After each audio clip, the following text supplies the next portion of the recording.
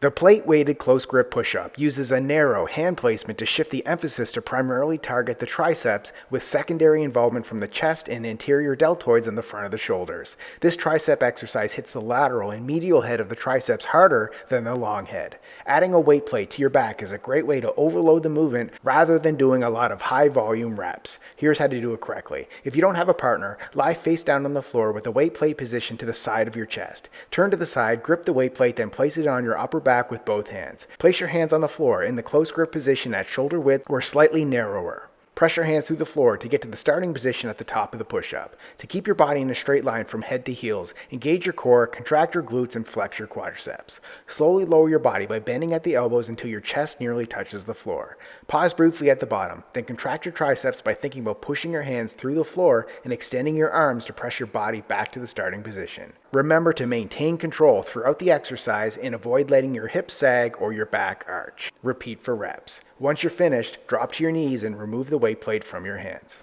Don't stop learning now. Click this video to master the next move with perfect form while avoiding the most common mistakes.